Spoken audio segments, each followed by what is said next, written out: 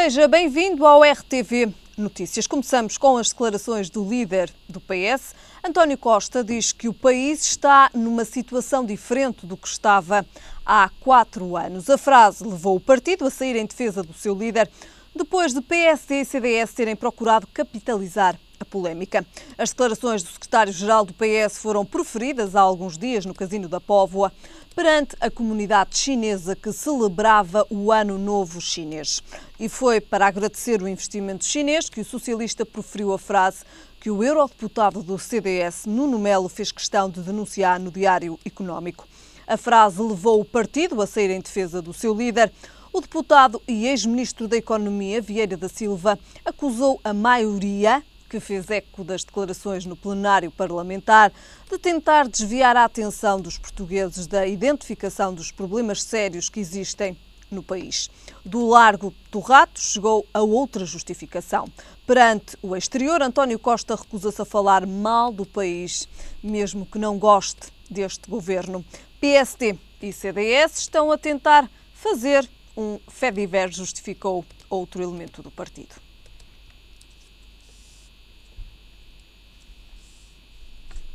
Narciso Miranda faz-nos companhia, como é habitual à quinta-feira. Narciso Miranda, muito boa tarde. Obrigado desde já pela sua presença. Começamos precisamente com as declarações de António Costa, que levaram também à admissão do fundador do partido.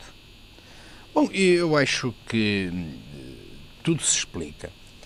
E António Costa teve a intenção de agradar à comunidade chinesa, dizendo bem de Portugal, mas esqueceu-se que não estava a falar chinês e apenas para chineses.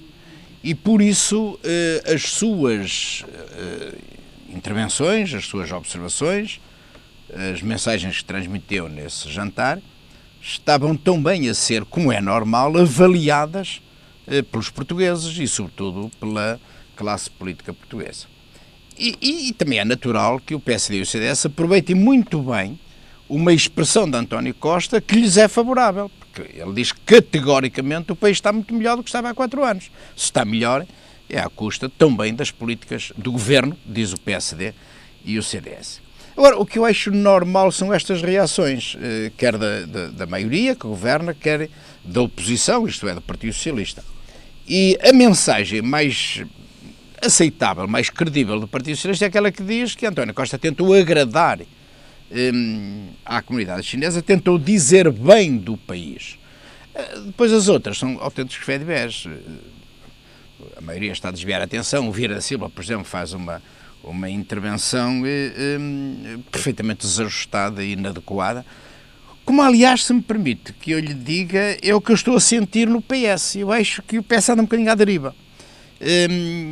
Aquilo que a atual direção do PS acusava do António José Seguro está agora a acontecer aí multiplicado por 3 ou 4, ou até 5.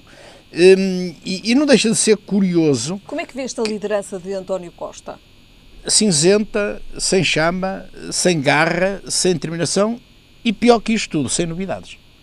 Isto é, sem rasgo político, capaz de galvanizar o eleitorado, não só o eleitorado que já desistiu de votar, o eleitorado descontente com os políticos todos, com todos os partidos, mas o eleitorado que, apesar de tudo, está muito descontente, mas ainda acredita, isto é, ainda é capaz de ir votar. E, portanto, o António Costa aparece a liderar o PS com uma mensagem muito forte, a dizer comigo, o PS vai descolar, e a verdade é que o PS não descolou.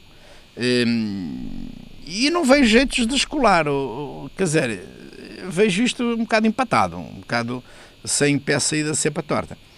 E portanto, começam a aparecer sinais que demonstram que paira sobre o mundo socialista, o universo socialista de Portugal, uma certa desilusão, um certo desencanto. A mim não me surpreende, com toda a franqueza não me surpreende. Não sei se é bom ou se é mau para o país, sei que não me surpreende. Mas estas declarações surpreenderam-me? Não. Sabe por que não? Não é porque Costa não seja um homem inteligente, perspicaz, porque é um homem inteligente, perspicaz, muito cuidadoso, que não dá ponto sem nó, que mede muito bem o que faz. Só que Costa está a atravessar um período muito difícil para ele, que é o pós-período de ter sido levado ao colo. Repare, quando o Costa pratica aquele ato de verdadeira traição entre comas, traição política, obviamente, relativamente à liderança de António José Seguro, ele foi levado ao colo pelos líderes de opinião, pela comunicação social, pelos fazedores de opinião, para assumir a liderança. Portanto, o país tem o que merece, tem o que os próprios comentadores criaram e construíram, e, portanto, eu acho que eles não têm razão nenhuma, nem nenhuma autoridade moral para criticar a liderança do PS, nem para criticar o facto de PS não escolar. Foram eles que lá colocaram o Costa, e, portanto, o Costa está numa fase de adaptação a uma realidade completamente diferente. Uma coisa é a gente ser levado ao colo, outra coisa é enfrentar os problemas da vida, os problemas do país, os problemas da oposição e ter que ter a criatividade e a imaginação de fazer oposição, criticar o governo, mas apresentar alternativas, mas apresentar soluções concretas para os problemas do país. E é essa fase de aprendizagem que o Costa está a fazer, com uma nota negativa. É que o Costa levou para a liderança do PS todos os tiques de chefe, todos os tiques de autoritarismo, todos os tiques de uma cultura de funcionamento autocrática que herdou do período socrático. E isso é a parte mais negativa para o futuro do PS. Na minha opinião pessoal, que não sou do militante do PS, socialista convicto, mas não tenho nada a ver com o PS, nem quero ter. E muito menos com esta prática política que está a ser desenvolvida dentro do PS, pela sua liderança. Referiu que levou, então, que António Costa trouxe todos os tiques de chefe. Serão tiques benéficos a um líder? Não, de maneira nenhuma. O Costa até pode ganhar as eleições, e a minha convicção é que vai ganhar as eleições.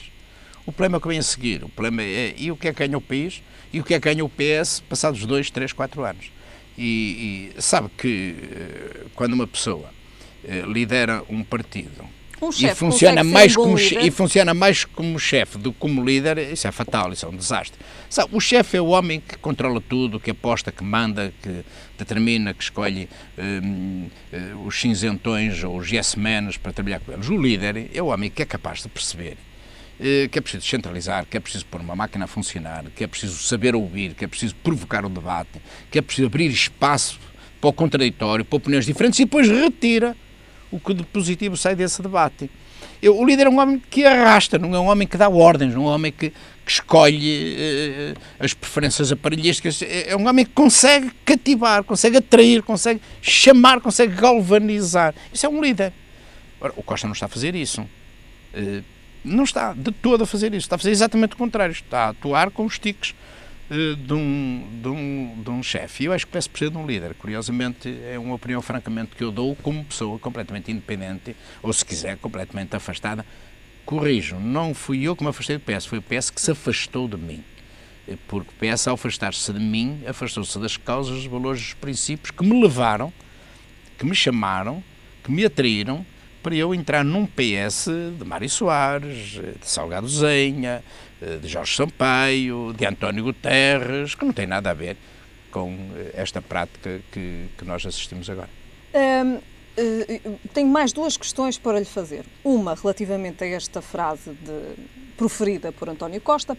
Podemos subentender que caso António Costa seja eleito primeiro-ministro, vá continuar a seguir estas medidas que fizeram o Governo nos últimos 4 anos. E a outra é relativamente à demissão do fundador do PS na sequência destas declarações. A demissão do fundador do PS, eu percebo-a do ponto de vista da emotividade, do ponto de vista de fazer política com o coração. Eu conheço bem o Alfredo Barroso, ele é um homem não só temperamental, mas um homem muito profundo. Não quer dizer que eu concordo com ele sempre, mas quando li as razões da sua demissão, eu disse, bem, eu também me sinto um bocado mal com isto. Porquê? Porque eu acho bem que um líder tente agradar, tente transmitir uma imagem positiva do seu país a uma comunidade estrangeira. Mas não se pode esquecer que há uma comunidade portuguesa no estrangeiro. Isto é, que há dezenas, centenas de milhares de pessoas, milhares de jovens que tiveram que sair deste país, que não lhes deu perspectivas de vida, que destruturaram as famílias, que deixaram as famílias, que provocaram, em consequência disso, com naturalidade, em função destas situações, problemas complexos, com custos tremendos em termos de futuro, do ponto de vista do núcleo central de um Estado que é a família. E eu pergunto, o que é que essas pessoas, quando ouvem esta declaração, como é que as pessoas vão reagir? Naturalmente com grande revolta. E o Alfredo Barroso tentou transmitir este sentimento, e eu aqui bem o compreendo. Quanto ao resto, se o António Costa, se ganhar as eleições, próximo outono, e se for Primeiro-Ministro, vai fazer as mesmas políticas. Eu acho que não é possível fazer muito diferente do ponto de vista do rigor orçamental ou do controle das nossas finanças. Agora, seria uma desgraça para o país se não fizesse melhor. Porque, embora eu considere que o caminho é muito estreito, e tenho a coragem de dizer isto, o caminho é muito estreito, durante estes últimos 3, 4 anos, o caminho era muito apertado para qualquer que fosse o governo, portanto, foi um caminho muito apertado para este governo, e com isto estão a dar sinais que este governo tem aspectos positivos. Há uma questão que é central, que é um país não é constituído apenas pelas estatísticas e pelas finanças, pelo equilíbrio das contas. Um país é constituído também por pessoas. E é o problema das pessoas que me preocupa, e é o problema das pessoas que faz com que eu critique este governo. E, portanto, há mais vida para além do controle orçamental, que é muito importante, do rigor das contas, é verdade. E o rigor tem que acontecer, não penso que eu estou a criticar. É preciso rigor nas contas, é preciso habituarmos a viver dentro das nossas possibilidades. Mas é preciso um Estado social, é preciso apoio aos mais desfavorecidos, é preciso corrigir as desigualdades brutais que aumentaram, é preciso distribuir melhor a riqueza produzida pelo país, e estas são as críticas que eu faço a este governo. É preciso apostar mais nas questões de ordem social. Termino com esta nota. Há fome em Portugal. Há fome. Há pobreza. Os indicadores não são favoráveis.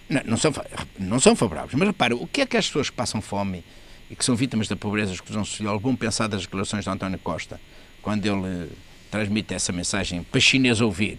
Para chineses ouvir, mas parece que os portugueses também ouviram, e ouviram bem a linguagem chinesa do António Costa. E esta é que é a grande questão. Desculpem o meu humor, o meu sentido de humor, que eu acho que nós nem devíamos brincar entre comas com coisas tão sérias, que é os efeitos que isto produz nas pessoas que sofrem, nas pessoas que estão a enfrentar problemas. Não pode haver uma política apenas para chineses. Pois não se pode dizer uma coisa e fazer outra. Ou não se pode pensar uma coisa e depois transmitir o diferente. Esse é o mal dos políticos. Esse é o mal dos partidos do arco do poder, onde está também o PS, onde está o PSD, onde está o CDS. Esse é o mal dos políticos que alimentam estas perspectivas de ficção destes partidos tradicionais. Um dia pode acontecer o que aconteceu na Grécia, os sinais evidentes que espreitam aqui mesmo ao nosso lado, em Espanha, mais tarde, aqui há muito tempo, na Itália, e o que vai acontecer na França, que é um grande problema. Cuidado com esse grande problema que pode vir da França nas próximas eleições. A senhora Le Pen lá está muito atenta, trabalhando, como uma formiguinha, ir avançando, e eu acho que também se aplica à senhora Le Pen aquela frase: o caminho faz-se caminhando. E ela está a caminhar. Se está a caminhar bem ou mal, não sei. O que sei é que o caminho que ela está a fazer pode ser catastrófico para todos nós. Para a Europa. Claro, para a Europa. Quando São digo sinais para todos nós, preocupantes. para a Europa. Preocupantes, claro. Muito bem. Narciso Miranda, falamos agora no segundo tema. Bruxelas coloca Portugal sob vigilância. E isso demonstra que há razão naquilo que as oposições vão dizendo. E que também há razões para não haver motivo para o foguetório que o governo, que a maioria, tem lançado. E, portanto, a situação, estes sinais de Bruxelas demonstram que a situação não é segura, não estamos fora dos efeitos da austeridade, mas pior que isso, não estamos fora de termos que enfrentar mais austeridade, e isso é preocupante. Mas mais vale... de já não termos a Troika em Portugal. Apesar de não termos a Troika em Portugal, há sinais de que é preciso acender a luz do alerta para que não venham, a médio prazo, problemas mais complexos. Apesar de tudo, é melhor que isto aconteça agora do que daqui a 1 ano ou 2. Porque agora é um sinal amarelo. Se este sinal amarelo não acendesse e nós continuássemos cantando e rindo, daqui a 2 anos podia vir o sinal vermelho. E lá estávamos nós a sofrer as consequências dessa situação. De alguma forma, Portugal pode sair beneficiado do acordo conseguido, ou do acordo que será assinado depois da análise das propostas da Grécia pelo Eurogrupo? Não sei. Eu acho que a Europa anda à deriva. Eu acho que não há uma linha de rumo coerente, com estabilidade, com força e com firmeza. E, portanto, a Grécia veio dar um abanão. Quer queiramos, quer não. Deu um abanão na Grécia primeiro. E depois, independentemente de cedências, que são óbvias, evidentes, mas abanou de uma forma brutal a Europa. Abanou mesmo.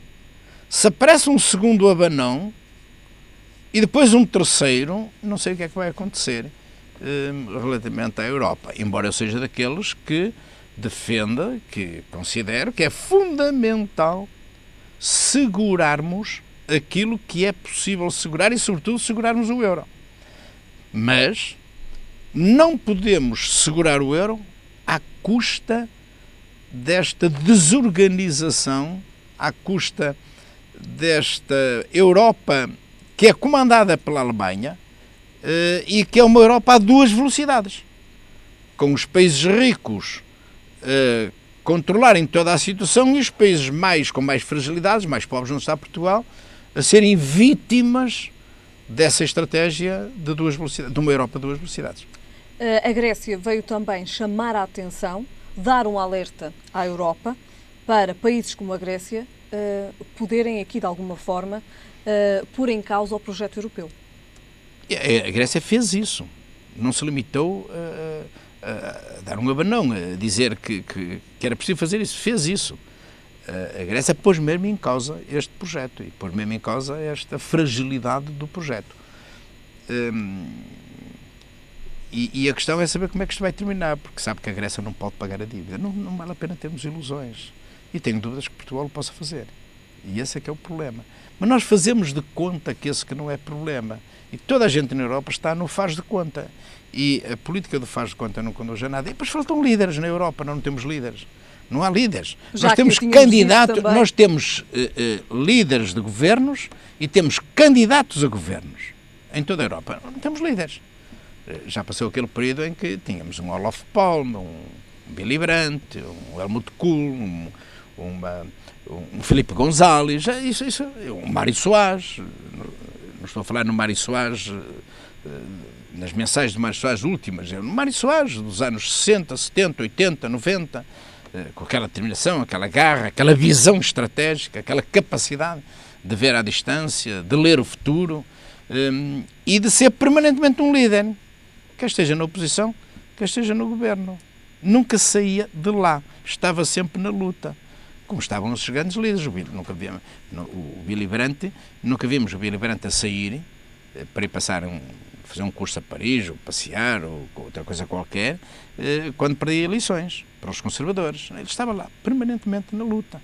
O Olof Palme, enfim, vários, podia apontar aqui muitos mais.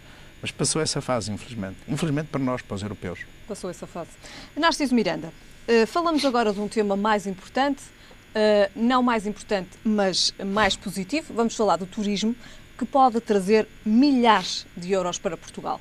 Já está a trazer. Um setor em grande expansão. Já está a trazer, ainda pode trazer mais. Um setor em grande expansão.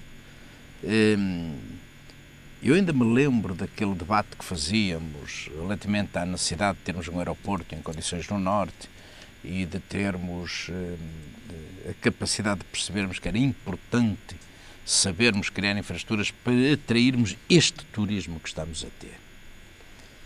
Hoje viaja-se de avião quase como se viaja de autocarro ou de comboio. Temos também as companhias low cost aqui no As companhias low cost, que na altura houve essa grande discussão. As companhias low cost é que vieram dar vida ao aeroporto, é que vieram rentabilizar o investimento que foi feito com o aeroporto. Se não tivesse companhias low cost, imagina o que era o aeroporto Sá Carneiro. E, portanto, é um aspecto muito positivo. Portanto, e o turismo cresceu, desenvolveu-se por todo o país. De uma forma acentuada no Norte e no Porto, mas por todo o país. Mesmo as nossas cidades de média dimensão, que se fala pouco delas, estão a beneficiar deste grande impulso e desta grande atratividade que só essas cidades médias têm e começam a cativar determinados segmentos do turismo que gostam particularmente das características das nossas médias cidades, da sua gastronomia, da sua história, do seu sossego, etc, etc. E o Douro é, de facto, um polo de desenvolvimento económico, claro, mas também turístico, que tem crescido de uma forma verdadeiramente notável. E depois temos alguns empresários que, de facto, nós temos que saudar. Nós não podemos andar sempre só a dizer bem dos de fora, os de fora é que são bons. Nós temos empresários no país, no Norte, particularmente, e no Porto, de grande visão estratégica. E quando falei no Douro, já sabem a quem me estou a referir. É preciso termos mais gente com esta fibra, com esta garra, com esta determinação, às vezes travados por políticas burocráticas, mas que continuam a abrir caminho, a tirar os pedregulhos que se lhes põem pela frente e a contribuir de uma forma decisiva para este sucesso do nosso turismo. E é de facto um setor que tem que ser aproveitado. Sabe que é das poucas coisas que nós podemos dizer que é uma riqueza extraordinária que tem ainda muito para dar para o crescimento económico, social, turístico de Portugal. Muito bem. Uma grande riqueza, obviamente. Narciso Miranda, terminamos com um tema positivo para Portugal e para os portugueses. Voltamos a ver-nos na próxima quinta-feira. Tenha uma boa semana. Muito obrigado. E é precisamente na sequência deste nosso comentário sobre o turismo que lhe digo que o Porto é cada vez mais um destino de eleição para vários turistas e mais uma vez foi eleito o melhor destino europeu, à semelhança do que já tinha acontecido em 2012. O Porto tem-se tornado numa das cidades mais faladas por turistas de todos os países, que não saem da Europa sem passar pela Invicta e sem conhecer a história da cidade, que tem aumentado significativamente as receitas no turismo. Importa lembrar que o Porto foi eleito o melhor destino europeu em 2012 e em 2014 voltou a ser eleito pela European Consumers' Choice, uma organização independente e não lucrativa, com sede em Bruxelas. Segundo avança o Diário Económico, em apenas 5 anos, o Porto recebeu mais de 63% em turistas, tendo passado de 1,4 milhões em 2009 para 2,2 milhões em 2014. Especialistas revelaram que na base do crescimento está o aeroporto Francisco Sá Carneiro e as viagens de avião low cost. O site Trivago Best Value City caracteriza a cidade do Porto como um local onde há uma ótima relação entre a qualidade-preço, o que para o site é uma mais-valia para os turistas. Outro dos pontos que mais tem contribuído para o crescimento da cidade é a reabilitação urbana. A cidade invicta não deixa ninguém indiferente à baixa, cada vez mais cosmopolita, com marcas de luxo a ganharem aos poucos lugar no coração da cidade. Os turistas são também atraídos pelo comércio vintage e gourmet, que tem instalado no Porto vários restaurantes. A cidade invicta tem como grande ponto atrativo as viagens no Douro e o turismo fluvial, que para o Jornal Económico adquirem uma dupla função, uma vez que ganham como o facto do Porto estar na moda, além fronteiras, e também são uma parte importante para manterem essa moda. Milhares são as razões que trazem os turistas ao Porto e centenas as que os fazem voltar. Ficamos agora com a previsão do estado do tempo para amanhã. É esperado o céu muito nublado, tornando-se gradualmente pouco nublado de norte para sul, a partir do início da manhã e aumentando de nubosidade para o final do dia no litoral e norte do Cabo Mondego. Períodos de chuva fraca ou chuvisco até ao início da manhã e para o final do dia no Minho. Quanto a temperaturas, o Porto espera uma mínima de 7 graus e uma máxima de 13. Em Lisboa, a mínima será de 11 graus e a máxima de 16. E em Faro, a mínima será de 12 graus e a máxima de 20. É tudo por agora. A informação está de regresso mais logo. Até lá, fique bem.